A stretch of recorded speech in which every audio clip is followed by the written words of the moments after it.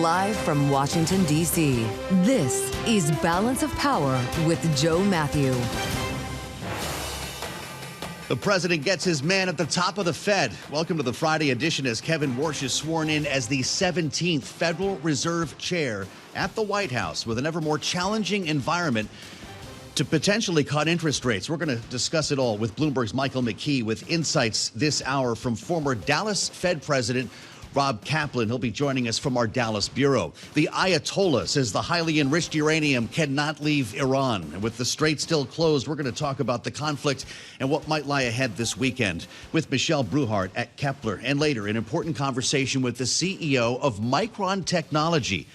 He's going to be joining us from a wafer plant in Manassas, Virginia today, where he's joined by administration officials. And all of this follows our check on Wall Street. Charlie Pellet has that for us live from World Headquarters in New York. How's it look, Charlie? Right now we're looking at a record on the Dow Jones Industrial Average. You mentioned Micron. Ahead of that conversation, we do have Micron shares up now by just about 1%. But the Dow, the S&P, NASDAQ all pushing higher. As you heard right here on Bloomberg, Kevin Warsh is now Fed chair. The Dow at a record. Stocks are pushing higher, and so is oil. S&P 500 index close to a record 74.91 right now. That is a gain of 45 points, up by about 0.6%. The Dow at a record of 419, up by about 0.8%, while the NASDAQ Composite Index up now by 144 points, up 0.5%. The 10-year 4.56%, the 2-year 4.12%, and the 30-year at 5.07%.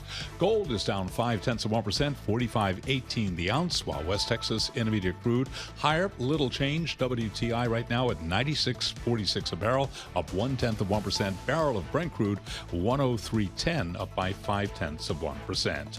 Earnings from two names frequently encountered in the office. Workday, which is a maker of workplace management software, posted better than expected results in the first quarter.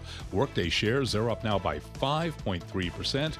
And we also heard from Zoom Communications. It projected stronger than anticipated sales growth, suggesting that customers are adopting its expanded suite of Office products. Zoom shares up by 11.3%. Again, recapping here, we've got the 10-year at 4.56%. West Texas Intermediate crude is trading higher by 0.2%, 96.54 a barrel, and the S&P higher by 48, up 0.6%. That, Joe Mathieu, is a Bloomberg Business Flash. All right, Charlie Pellet will be back in about 20 minutes with the latest on the Friday trade. And Charlie, we thank you. Welcome to the Friday edition of Balance of Power on Bloomberg TV and radio. We're live from Washington following our stay this week in Atlanta, and Kevin Warsh is now installed. You saw it and heard it live here on Bloomberg. A short time ago in the East Room of the White House, there were some questions about the choreography, who would handle the swearing in. It was not Donald Trump. He delivered introductory remarks. The Supreme Court Justice Clarence Thomas actually came to the stage and swore Kevin Warsh in as the 17th Federal Reserve Chair. The message from the president, as we read in the headline on the terminal: do your own thing. Listen. I want Kevin to be totally independent. I want him to be independent and just do a great job. Don't look at me. Don't look at anybody. Just do your own thing and do a great job. With questions about independence at the top of the Fed, we highlight that comment because you know it will be played back many times, considering conditions economically that will make it very difficult for Kevin Warsh to cut rates anytime soon, as the president has indicated. But you've also got a new chair who has promised reforms at the Fed. And that's where we start our conversation with Michael McKee, Bloomberg's international economics and policy correspondent. This is the man who's going to be asking questions of Kevin Warsh, should he choose to hold news conferences at his meetings. Do we actually know that, Mike? Has he said he'll keep doing the news conferences? We don't know that. He has said in the past that he thinks that they could be eliminated or they could be cut down. There are good reasons why you probably don't want to do that. So I think he will probably begin his term, at least, with the news conferences. But we'll find out on June 17th. How did you read the remarks of the president today? Will he be able to, quote, do his own thing? I suspect for a while it is pretty obvious that you can't cut interest rates right now with inflation going up and up and up. And Scott Bessent's been vocal in saying that he understands that Kevin Warsh can't do that right away. But the question is, at what point does the president get back on track? I might point out that if you were on one of those prediction markets betting about when the first tweet would come about Kevin Warsh, it's already happened. The president's put out on Truth Social that he thinks that Kevin Warsh will be one of the truly great chairmen of the Federal Reserve. But he has not commented on interest rates and Kevin Warsh yet. Warsh referred to Alan Greenspan in his brief remarks in the East Room. He said, Greenspan was the first to tell me and show me what this role demands, and I'm thinking about him today. Like Alan, I intend to fill the role with energy and purpose. Was he talking about the personal demands on the Fed chair? I think he was, but there's also a lot of professional demands as well. Yeah. And Greenspan was in office for 18 years as chair, so he would know a lot about what it takes. Greenspan also was the one who drove the transparency at the Fed, beginning with the first statement in 1994, and then up through expanding the statements and changing the dates of the minutes. He didn't start the news conferences. That was Ben Bernanke. But Greenspan did set a sort of example that maybe Kevin Warsh wants to follow to a certain extent. I can't imagine Alan Greenspan holding news conferences. Michael McKee, we've got a breaker here that does not involve the Fed. Fox News is reporting that Tulsi Gabbard is out, resigning as President Trump's director of national intelligence. I will note that many didn't think Gabbard would be confirmed for this role to begin with, considering her stand on Syria, the comments that she's made before about a potential war in Iran, apparently making this more difficult. Whether this comes to fruition and is in fact confirmed by the White House or Bloomberg News for that matter is a different thing. This is a single source, Fox News, saying that Tulsi Gabbard is out, not fired, but resigning as the director of national intelligence. And we'll have more for you here, of course, as we learn it. What about reforms at the Fed? Michael McKee, the president talked today about a reform-minded chair, and he's suggested that he would like to see and hear less Fed speak, that the criterion for rate changes might be different, the dot plot might go away. Would those be difficult changes for him to make? Some more than others. It's certainly going to be difficult for him to shrink the balance sheet as he would like to do. And it may be hard for him to tamp down on the speeches that open market committee members make, particularly the regional bank presidents, since they feel they have a constituency they need to talk to in their districts. He may be able to get rid of or adjust the dot plot or the way they do the summary of economic projections. And he may be able to change some of the inflation measurements that they use, but it's unlikely they will get rid of the PCE as the main index for the 2% target, because there's not anything that's necessarily proven better. And at this point, it is so embedded in Wall Street that it might send the wrong signal if they change that. So, you know, he can do a few things tinkering around the edges, but he's going to have to build up a lot of credibility. I mean, you saw Chris Waller today sort of almost say in your face by coming out and changing his position and saying, well, I think we could maybe have to raise rates if inflation keeps going up. You don't see that happening, though, either. Well, Chris Waller doesn't necessarily see that happening, but he admitted that if the war keeps going and inflation keeps rising, then inflation expectations would rise. And we saw that today in the Michigan sentiment survey. It doesn't get as much credibility as it used to from the Fed, but it is a sign that Americans are worried about inflation. And if they start thinking the target's not 2%, but it's 3% because it can't get to 2, et cetera, then the Fed's got a problem. And so they might have to consider raising rates. Yeah, amazing. Rest of this year is going to be a doozy, and Michael McKee is instrumental in helping us understand it all. It's great to see you, sir, and I hope you have a long weekend. Bloomberg's international economics policy correspondent. He'll be down in Washington whether or not there's a news conference for the next Fed meeting, I can tell you that. With reporting, if you're just joining us now by Fox News, that Tulsi Gabbard is out, resigning as the DNI, the Director of National Intelligence. We're trying to learn more on this as we speak. And whether the White House confirms this today, the president does have a public event, as I mentioned, a couple of hours away in New York State. He's going to be talking about tax cuts, affordability, and SALT, alongside Congressman Mike Lawler, the Republican from New York. As we turn our attention to the aforementioned war in Iran, as Michael was just suggesting, it's showing no signs of ending here. The strait is still closed, and we've got $4.55 to show for it for a gallon of gasoline. There are a couple of interesting stories today as the UAE joins Saudi Arabia and Qatar in urging President Trump not to restart the war. Fascinating, with reporting that an attack on a nuke plant in the UAE has raised a lot of fears about Iran's threats to start responding and targeting areas outside of the Middle East, beyond the radius that we have seen so far.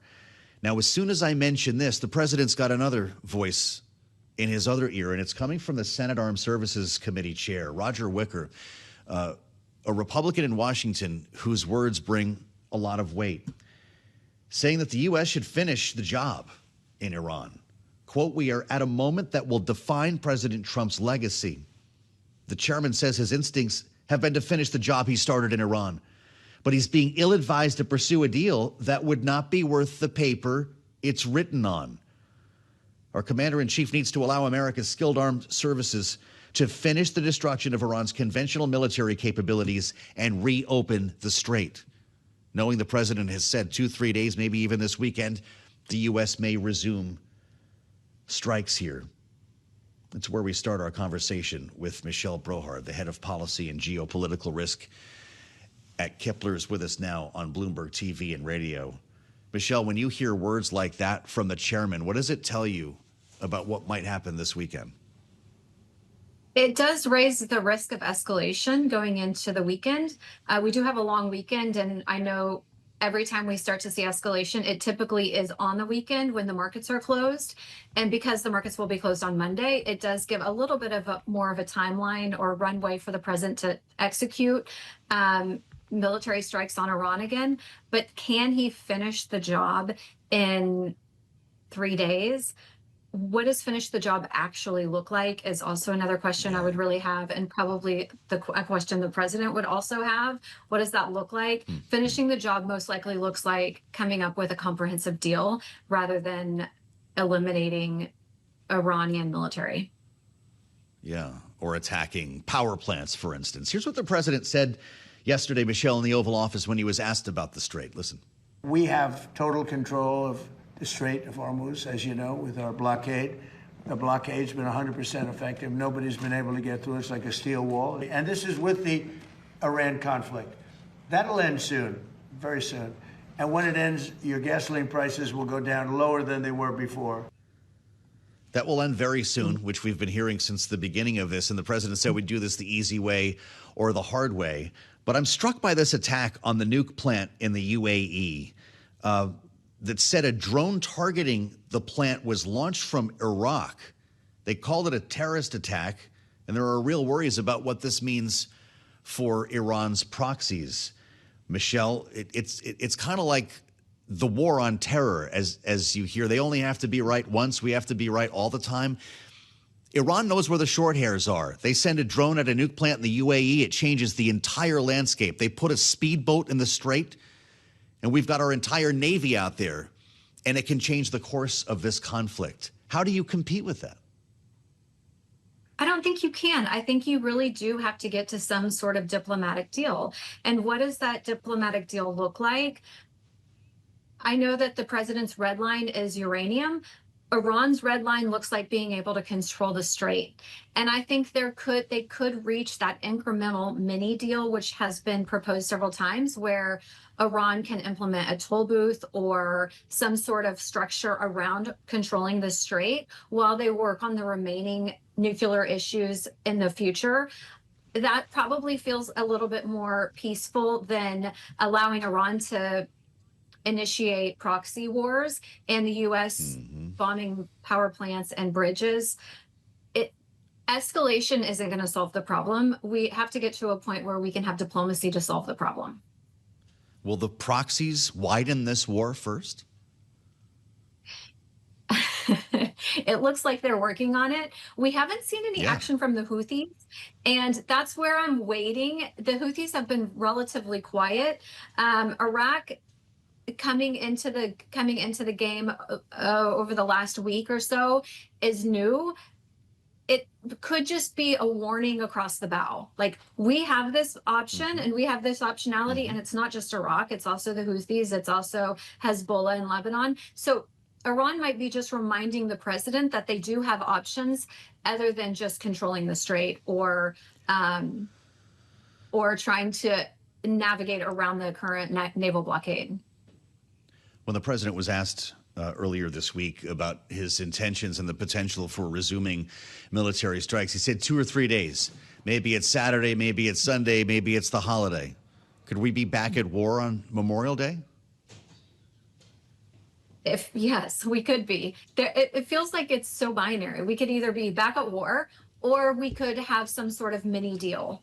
And it looks like, because the Iranians have said uranium is not an option for them, it looks like we're heading more toward escalation. Could it last 3 days? It seems like 3 days is a short amount of time in order for him to finish the job, if that's what the arrangement is supposed to be. But 3 days also is enough time for Iran to activate their proxies. I'm really glad you could join us, Michelle. It's good to talk to you.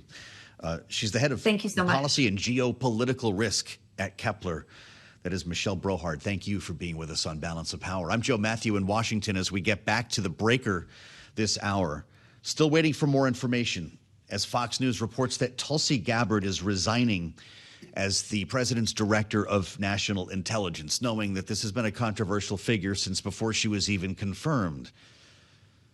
Knowing as well that several members of the president's cabinet have been dispatched. And we wanted to spend some time with Jeff Mason, of course, Bloomberg's White House correspondent, who's been all over the recent developments and the changing contours of the administration. Jeff, it's great to see you. You too. A lot of folks thought Gabbard wouldn't be confirmed to begin with because of her stand on Syria, because of her opposition to a war with Iran, not to mention some of the conspiracy theories, frankly, that she had been associated with. There's been so much water under the bridge since then. I'm wondering what you make of this now. She's certainly a controversial figure and has been for a while. It doesn't seem surprising that she's leaving. She's been sort of at the top of our watch list for potential administration officials, cabinet members who would be going. One thing that's been a little bit of a tell on that is that she really has not been part of the public conversation about Iran. That's true. Right? You haven't seen her in the meetings. You haven't seen her in press conferences. And the DNI would typically be part of this. She's the director of national intelligence. Absolutely. I mean, the agencies that report up to her are giving intelligence to the Pentagon and to the White House about Iran and the war. So that's been interesting. According to Fox, she cited her husband's cancer diagnosis as the reason that she's leaving. Also notable that she's a woman, and most of the big departures from President Trump's cabinet in the last month or so have all been women. This is a job that maybe not everyone is familiar with. Yeah. She was well known before she got this job, but DNI isn't like Defense Secretary or Secretary of State for a lot of folks to understand what that means. But everyone remembers the picture of her in Fulton County. Yeah. People remember her testifying about her views on Iran. Yeah. Were these the breaking points? It's hard to say. It's possible. I mean, it's certainly, especially perhaps the disagreement over Iran is not in lockstep with the messaging that President Trump has certainly been delivering about the war. But going back to sort of her controversial past, it's worth noting she at one point ran for president or ran as a Democrat. Yeah. Really was not a fan of Hillary Clinton, and Hillary Clinton not a fan of hers either. So they had some tension there, and then she became a Trump supporter and joined his cabinet. But not entirely in line with him on some of these major issues. Sure. President is on his way now to New York. He just left the White House. Is this something we expect he might speak about, or is this all handled on Truth Social, or maybe not even acknowledged? Well, I would imagine he'll have to acknowledge it at some point. Certainly, if she's delivered the resignation letter to him, then he's probably gonna want to be the one to confirm the news. So far, the White House hasn't confirmed it, at least before I got on the air. Yeah, sure. No, we haven't seen that. And just quickly as well, is there an heir apparent? Do you know where he would turn next? Well, I don't know where he would turn next, and it's interesting because one of her deputies resigned several weeks ago and put out a pretty noteworthy note of opposition to the Iran war. So it's not going to be him, but we'll see. Yeah. All right. I know we pulled you away from your reporting on this, Jeff. You're great, and thank you. Let us know what you're learning, of course, throughout the day. I suspect there's going to be a lot more news with Jeff's help on this. He's our White House correspondent, Jeff Mason, live here in Washington. We want to hear the panel on this one. They didn't see it coming either. Tulsi Gabbard is out. And Jeanne Zaino is with us, Bloomberg Politics contributor, our Democratic analyst, and, of course, democracy visiting fellow at Harvard Kennedy Center's Ash Center. Republican strategist Lisa Camooso Miller is here as well, former RNC spokesperson, advisor, Rock Solutions, and founder of Friday Reporter Public Affairs. Lisa, what do you think on this one? To Jeff's point, it is another woman, but few should be surprised that it's Tulsi Gabbard who is leaving. Some might say they are surprised she lasted this long. What about you? I think that that's a fair assessment, Joe. We haven't seen her in some time, and there's been quite a bit of activity around what the DNI ordinarily would speak out or at least be part of announcements. And we have not seen her much at all. And so this has not come as a tremendous surprise. It will be interesting to see. Jeff makes a great point. There's been a couple of exits from the DNI, and it's going to be interesting to see what comes next. You make mention of the fact that she is one of several females now that have exited the administration. That's an interesting point of view for us to keep an eye on. She also was at one point herself affiliated with the Democratic Party. And so all of that to say, it does look like this was a choice that ultimately she is attributing to the sickness of her own husband. And so we wish him and her well in that journey. But it is one to really keep an eye on, especially as we talk about other conflicts, as we talk about the escalation in the Middle East, some things that could potentially be happening in other corners of the globe. The Director of National Intelligence ordinarily is very involved in those kinds of decisions, and that's one that I think that we will be watching very closely. Indeed, Lisa. Axios has got this now as well, Jeanne. So we've got two reports pointing to the big picture. Axios says the departure is not due to controversies surrounding her work or job performance, quoting, by the way, a Trump administration official on that, but due to her husband being diagnosed with a rare form of cancer. What do you make of the way this is being framed, Jeanne, and the fact the White House has not spoken yet? Yeah, and of course, we wish her husband well, but you have to also look at what we know. We know that for some time, Donald Trump has been publicly and privately polling advisors about whether he should replace her. We know that just a few weeks ago, it was Roger Stone, of all people, who convinced the president to keep her on. We know, to Jeff's point, that she has not been active at all, really publicly at least, in discussions of what is going on in Iran, Venezuela, and the like. And of course, she's lost not just Joe Kent, but other members of her team of late. So this is certainly not a surprise by any stretch of the imagination. I do think that it is a win for the neocons.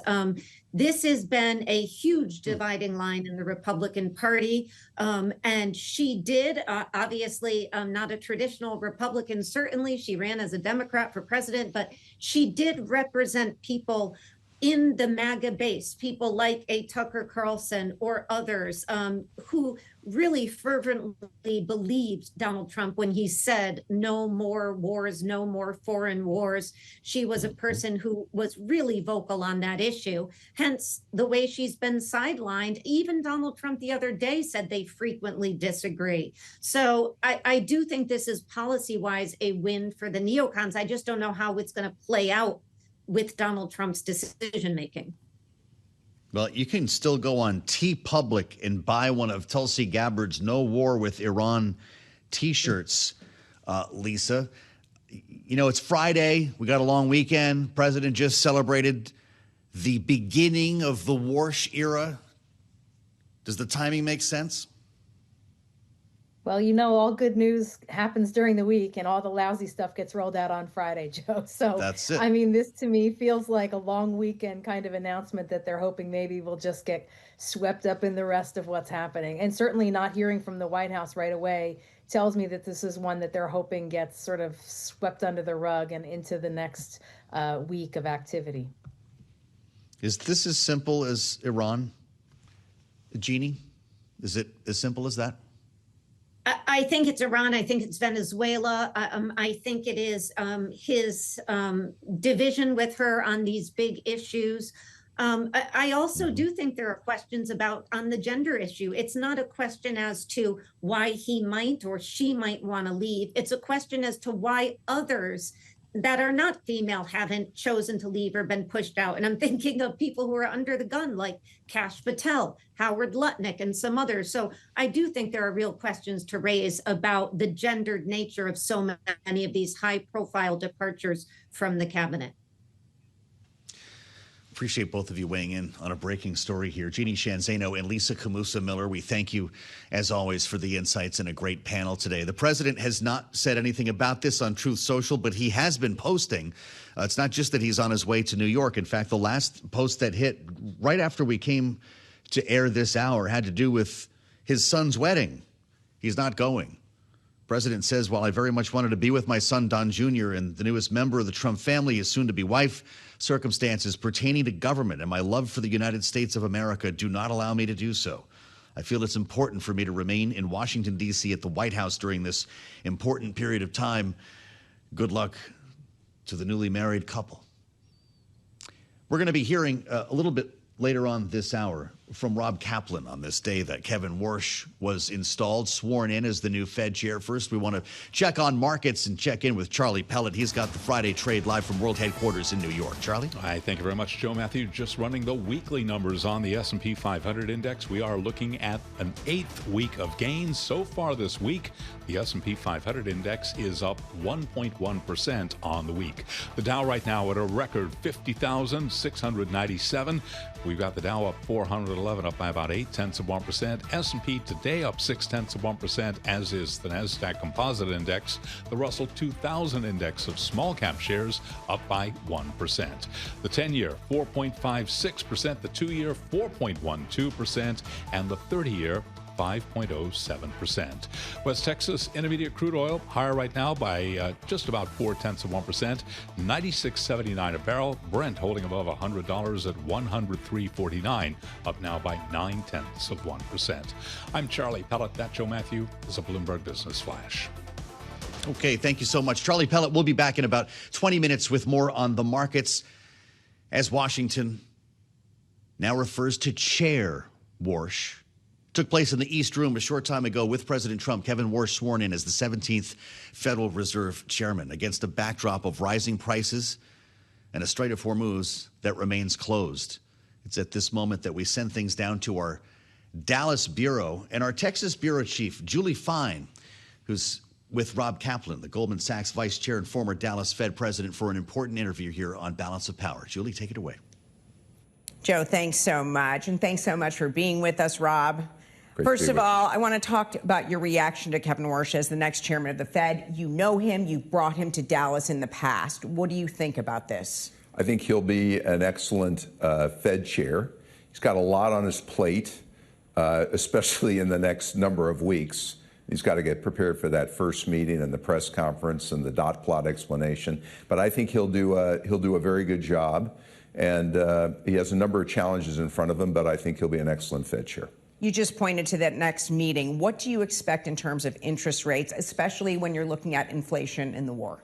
Yes, so the reason I say it's challenging is if you roll back the clock, 8 weeks ago, I think the view was the next Fed move would be a cut. It's just a question of how late in the year was it going to be.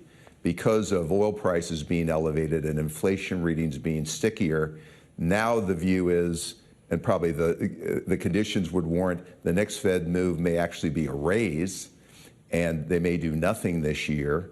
And if they were going to do something, it would be more negative from a rate increase point of view because they have to deal with inflation. So he's going to have to work through that. And the meeting itself, he's got to get to know people after today around the table. He has to understand their views. This is before the mid-June meeting. He's got to clean up the statement so it has more of a neutral bias rather than, remember the 3 dissents in the last meeting about the downward bias. He has to clean that up. And there's a dot plot that comes out after this meeting. And the dot plot's going to show expectations for the rate path are firmer, not lower. And so he's going to be responsible for explaining the dot plot in the press conference. So that's a lot to prepare for in the next 3 or 4 weeks. As you very well know, you saw how President Trump was very public about Jerome Powell and his decisions. President Trump saying today, and this really stuck out to me in the press conference, he's telling Kevin Warsh, I want you to be independent. I want you to do your own thing. Is that even possible? Yeah, I think it's not only possible, I think it's essential. And I think Donald Trump in his comments obviously is indicating that, and Kevin Warsh knows that, meaning he has to be seen not only in the room at the FOMC as independent, but I think to the public, for the Fed's moves to have credibility, I think he'll have to position himself as an independent arbiter who's trying to make the very best decisions to make sure we control inflation and we have full employment. And so whatever public statements might have been made in leading up to confirmation and up to now, I think you can wipe the slate clean on those. And I think Kevin Warsh will, and my advice to him would be, he needs to not worry about any political constituencies at all, and I don't think he will. He has to worry about doing the job. Former Fed Chair Jerome Powell has decided to stay on as governor. You talked about the voices in the room. How does the new Fed Chair handle that? Well, I would guess Jay Powell's approach will be to be as quiet as humanly possible, given he's sitting around the table and he'll get a turn to speak. But I think he wants to fade into the background as much as he can, allow the new Fed chair to take over. He's staying for a very narrow reason, I believe, which is he's worried about the legal overhang. And I would hope that Jay Powell's stay there the time frame will be minimized as little as possible. But I think he'll try not to do anything that might impede the ability of Kevin Warsh to step up and take control and do his job. I'm curious, I want to shift to Goldman Sachs before we let you go. I want to know what your clients are telling you right now about AI. So we obviously know that inflation's been stickier, the rate curve is moving up. It's having some challenging effects on the economy, low and moderate income consumers. But to your point, against all that, you've got a historic structural trend of not only AI infrastructure to build compute, that's the $800 billion being spent this year, but AI adoption. And what we're seeing is every business is having to work on use cases about how they can build in AI adoption to improve their business. Here's how it's playing out. In the U.S., in the economic growth is solid but kind of sluggish. Corporate earnings growth, on the other hand, is being revised upward. And I think we're going to see potentially a multi-year trend where S&P earnings are improving at double-digit rates, even though GDP growth is a little bit sluggish. It's going to be more concentrated in smaller names, but many businesses are going to use AI to improve their margins and their business, and that's what we're hearing from clients. Before I let you go, we're sitting here in Texas. You're going to have a large new office in Dallas, well on your way to more than 5,000 employees here. What are you hearing from those that are deciding, hey, we're going to move to Texas? So at our firm, we've got already 4,500 plus people here on our way to, as you said, over 5,000. That's part of a global firm that has 45,000 plus or minus people globally. This will be a major presence. And one of the things we like about Texas is it's a growing state, magnet for people and firms here, pro-business culture, access to talent. And one of the things that we're also seeing, there's a very collaborative atmosphere between government, business, academia, nonprofits. to where we have shared ownership. And I think that kind of mindset has been a magnet for people and firms to move here. It's a very welcoming environment and pro-business in a constructive way. And I think that's some of the various things that we like at Goldman Sachs and many of our clients like, which is why they're coming here. Rob Kaplan, thanks so much for being with us, and I'll send it back to Joe. All right, Julie Fine, live from Dallas. Thank you so much, Julie, for bringing us an important conversation today on Balance of Power. We've got another one for you, too. Just moments from now, we're going to bring you to Manassas, Virginia, for a conversation with the CEO of Micron Technology. Bloomberg's Tyler Kendall is out at a fab in Manassas, Northern Virginia, outside of the nation's capital, with members of the administration who are with the Micron CEO to talk about reshoring and domestic manufacturing of such badly needed chips. I will mention quickly the White House just updating the president's schedule today as he makes his way to New York for an event with Congressman Mike Lawler. He's coming back to sleep in his own bed tonight. They have scrapped the trip to Bedminster, as the president also lets the world know he will not be attending his son's wedding this weekend, Don Jr., because he needs to stay in Washington to attend to the war with Iran. I'm Joe Mathieu in Washington. We'll have much more ahead here, only on Bloomberg. It's 1:40 on Wall Street. We do check markets all day long here at Bloomberg. Kevin Warsh is now Fed chair. The Dow is at a record. Stocks are pushing higher, and oil is now lower. In fact, West Texas Intermediate crude just about at an intraday low of $95.43 a barrel, down now by almost 1%. Barrel of Brent below 102 now. Brent crude down 0.6%. The Dow at 50,789, a record. The Dow up 1%. S&P up 0.7%, just below 7,500, and NASDAQ is up by 0.6%. We've got the 10-year at 4.55%, the 2-year 4.12%, the 30-year 5.06%. All of this with a VIX now below 17. I'm Charlie Pellet. That Joe Mathieu is a Bloomberg Business Flash. All right, Charlie, thank you so much. Charlie Pellet will have more on the markets coming up at the top of the hour, 2 p.m. Eastern Time, as Bloomberg Business Week Daily gets underway. First, we have something special for you here on Balance of Power, and a conversation that you'll only hear right here. We step just outside of the nation's capital to Manassas, Virginia, where something important is happening today. Bloomberg White House correspondent Tyler Kendall sits down now with the CEO of Micron Technology. This is live on Bloomberg. Tyler, take it away. Hey, Joe, thanks so much. As you mentioned, I am pleased to say I am joined now by the Micron CEO, President, and Chairman, Sanjay Mehrotra. Sanjay, it's so nice to see you, and thanks so much for joining us here on Bloomberg Television and Radio. We are here in Manassas, Virginia, to mark the start of the 1-alpha DRAM manufacturing in the United States for one of the most highly advanced and widely used memory chips. I know Micron has a commitment to onshore 40% of its DRAM manufacturing. Can you just give us a little bit of insight? How does today help you with achieving that goal? So first of all, Tyler, thank you very much for having me on the show. In terms of what today means, it really means, as you noted, bringing the most advanced DDR4 memory built with 1-alpha technology, which is critical for industries like automotive, aerospace, defense, industrial, networking. These are critical industries that power America. And by us bringing this technology from Asia into now manufacturing here, it will help us quadruple our production here at this site in Manassas for their DDR4 memory. This is going to be huge for our customers in those key sectors. Memory today is absolutely key across all industries that have electronic systems. And Micron is, of course, investing in Boise, Idaho, building our leading-edge fab.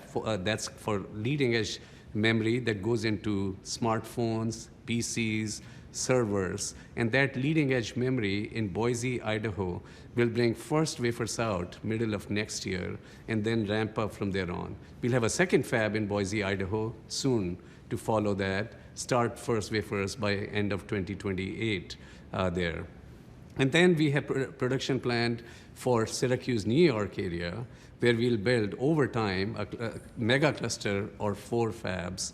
And you can see $200 billion of investments that Micron is making here in America to bring these long life cycle production that will be managed here in Manassas, Virginia, along with production in Boise, Idaho, and Syracuse, New York. And that will bring Micron's total production over the course of about next 10 years, as we ramp up all these multiple fabs, to about 40% of our production. By comparison, it is about 10% today. And all of that 10% comes from this site here in Manassas for Micron. And this will totally our investments, massive investments in long life cycle technology nodes, as well as leading edge technology nodes to serve these vast markets that are really surging in demand driven by AI. Micron is going to be bringing those investments, that's semiconductor manufacturing, and in the process, create 90,000 new jobs here in the US as well. Well, on this point of demand and how this investment is seeking to help reach that growing demand, I'm wondering, how long do you expect the shortage of memory chips to last? When can we expect an easing? Of course, the demand for memory has really surged, and that is because of the importance and the value and the capability of memory that is really essential for all advanced systems. And yes, there is a shortage, but Micron is working hard to increase supply through these projects here in America, here in Manassas, Virginia, Boise, and New York.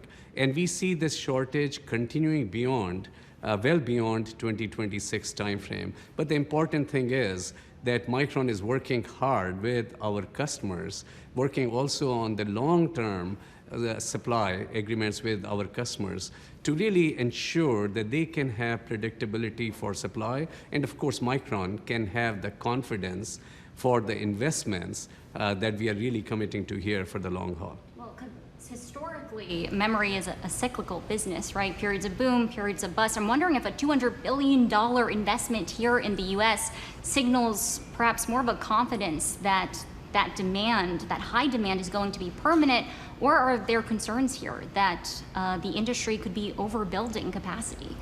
Of course, what we are doing is building these fabs, which are very long lead time item. As you can see in terms of what we are doing in Boise and New York, it really takes several years just to construct the shell. How we equip that shell really very much depends on our latest assessments of demand at a given time. So important thing is to have that preparedness to meet the market demand.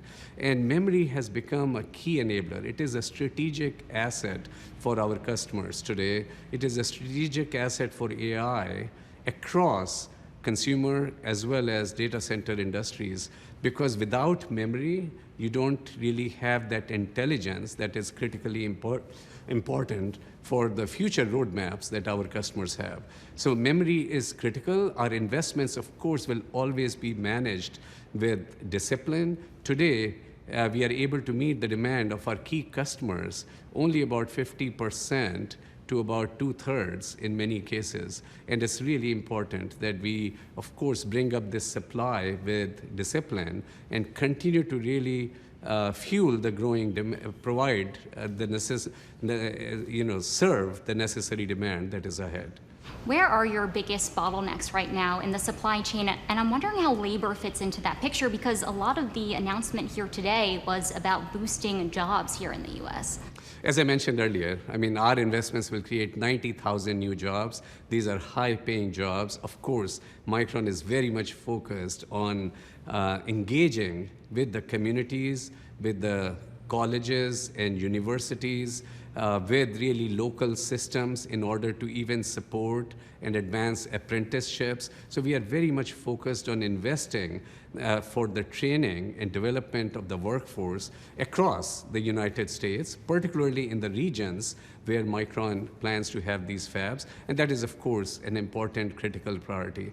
In terms of the bottleneck, in terms of bringing up the supply, of course, it is the construction that is really long tent in the pool. And as construction happens, then it is about bringing in the equipment and qualifying the lines, which also takes some period of time. And that's why we see that meaningful new supply in the industry doesn't really start ramping until 2028 timeframe, because our Boise, Idaho fab will have first wafers out middle of next year, and subsequent fabs will have wafers out later in the future as well. Does it advantage you to be the only American company in this space working with the Trump administration in this way? I'm wondering if you could shed any light on that, and where does this position you against your largest competitors like Samsung, SK Hynix when it comes to market share? I'm very proud of Micron's team, and of course very proud that we are the only US memory manufacturer, and memory today is absolutely critical for everything electronic system. So yes, very proud, and of course our customers here in the US very much value our investments in the US. They value resilient, secure supply chains that Micron is investing in to support their future growing requirements.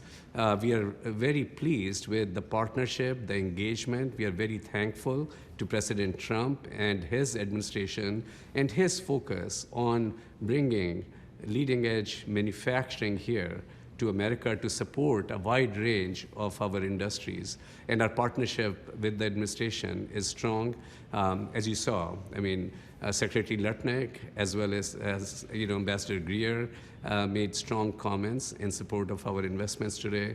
We are very thankful to President Trump for the support. And we are very much focused on making our supply grow so that we can meet our customers' requirements, but have it grow in a disciplined manner, focusing on, of course, always demand and supply, and, of course, accelerating the timeline for our investments as much as possible.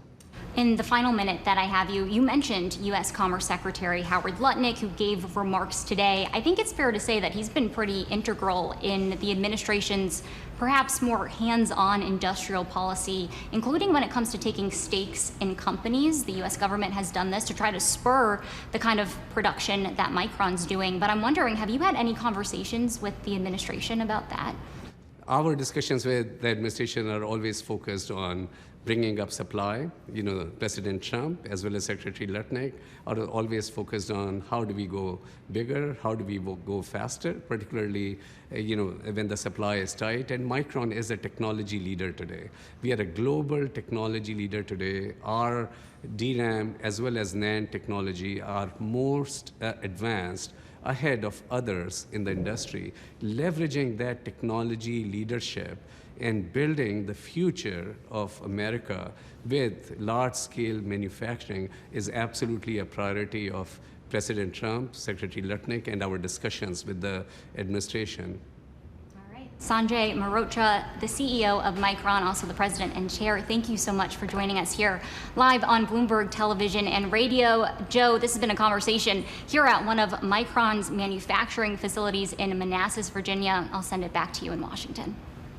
Yeah, beautiful shot there, Tyler. Thank you so much. And thanks to the chairman. Shares of Micron right now up about $9, a little more than 1% to $771, up 700% over the last year, and up more than 100% year to date, which brings us back to the memory shortage, the storage shortage that Tyler was talking to Sanjay about. We want to continue that conversation with Michael Shepard here in our Washington bureau, senior editor for technology and strategic industries. The headline that cranked out of that conversation pretty early on, Mike, was Micron CEO sees memory chip shortage lasting beyond 2026. The stock popped higher when that headline ran, because that is the question that every shareholder has today. That caught my ear too, Joe, and it really echoed what we heard earlier in this week on these airwaves from Jensen Huang and Michael Dell, who were interviewed by our colleague Ed Ludlow. Yeah. They too said that, look, the memory shortage is here. It may not be here to stay for good, but it is here for the foreseeable future.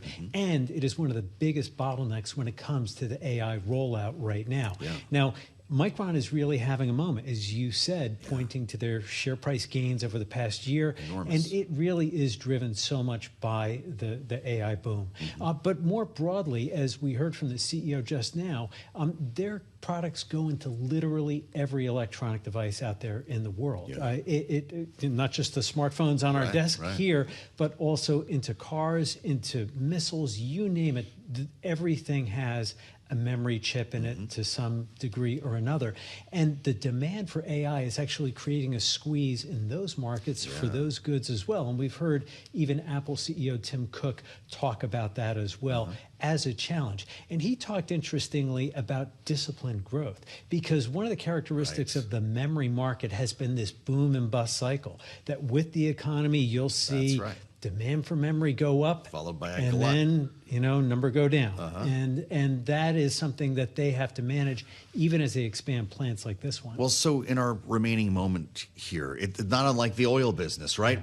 Prices are up. We need you guys to pump more, and they get left holding the bag. Does Micron eventually get left holding a bag full of memory chips that nobody needs? Well, one of the things that they are trying to avoid with the rollout of all the plants that he was talking about, not just the one in Manassas, just a few miles from here, but also the ones they are planning to build in Boise, Idaho, their headquarters, and the big sprawling facility outside Syracuse, New York. They want to space that out to make sure that they are not holding the bag. But one of the questions, Joe, surrounding memory these days is, will this be sort of a jailbreak moment on memory? Will we get to this point where we're no longer in the boom and bust, and that they are in a permanent growth trajectory that's a little bit more stable, thanks in no small part to AI? Would the chips work in space, right? Can they bring Micron chips to outer space data centers? I think they'd be willing to try it. Howard Lutnick could set them up with Elon Musk. Exactly, right? That's where this is all going, is into orbit, apparently. Shep, thank you so much. Michael Shepard with us live in Washington, and thanks again to Tyler for bringing us that conversation. I'll meet you back here for the late edition of Balance of Power. We'll see where these markets finish with our eyes on Micron technology, live from Washington. This is Balance of Power, only on Bloomberg.